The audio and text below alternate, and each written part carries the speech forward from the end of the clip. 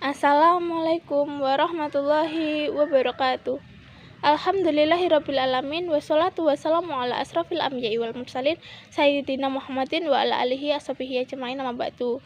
Pertama-tama marilah kita panjatkan puja dan puji syukur atas kehadirat Allah Subhanahu wa taala yang telah melimpahkan rahmat dan hidayahnya kepada kita semua. Tak lupa salawat serta salam mari kita haturkan kepada Nabi kita Nabi Muhammad SAW yang kita tunggu syafaatnya pada yaumul akhir nanti. Saya Desi Norekasari dengan NIM 2012-11051 dari program studi komunikasi dan penyiaran Islam semester 2. Saya di sini akan menyampaikan rangkuman materi ilmu dakwah yang diampu oleh Bapak Abraham Zaiki Sulhasmi. Pertama-tama, saya akan menjelaskan mengenai definisi dakwah.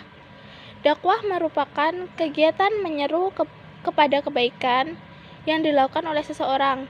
Secara sederhana, dakwah adalah mengajak. Siapa mengajak siapa? Pendakwah mengajak mitra dakwah. Profesor Ali Aziz mendefinisikan dakwah sebagai kegiatan meningkatkan iman menurut syariat Islam.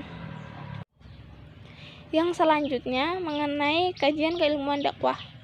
Sesuatu dapat dikatakan sebagai ilmu adalah harus objektif, metodik, universal, dan sistematis.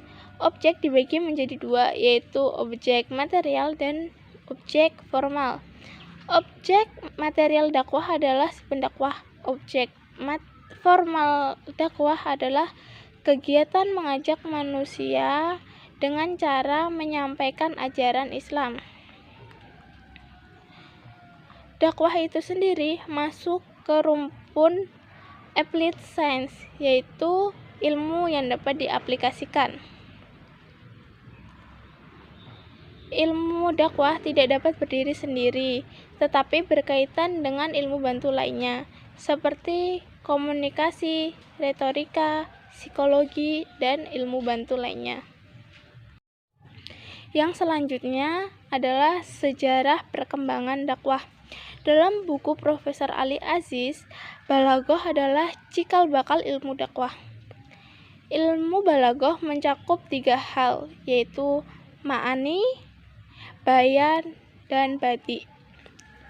Sejarah perkembangan dakwah terdapat 3 tahapan, yaitu tahap pertama adalah tahap konvensional, kedua adalah tahap sistematis, dan yang ketiga adalah tahap ilmiah. Yang selanjutnya adalah mengenai hakikat dakwah. Hakikat dakwah menjadi 3 subbab atau 3 kajian, yaitu 1. Sifat-sifat dakwah, yang kedua fungsi dakwah, dan yang ketiga adalah peran hidayah dalam dakwah. Yang selanjutnya mengenai fikih dakwah. Bagaimana hukum dakwah? Para ulama berpendapat seperti Al-Ghazali dan Quraisy Shihab berpendapat bahwa hukum dakwah adalah fardu kifayah. Tetapi ada juga yang berpendapat bahwa hukum dakwah adalah fardu ain. Dan yang selanjutnya mengenai prinsip dakwah. Prinsip itu sendiri ialah pedoman. Prinsip-prinsip dakwah antara lain 1. Memberi keteladanan sebelum berdakwah. 2. Mengikat hati sebelum menjelaskan. 3. Mengenalkan sebelum memberi beban. 4. Memudahkan bukan menyulitkan. 5. Masalah pokok sebelum masalah kecil. 6. Membesarkan hati sebelum memberi ancaman.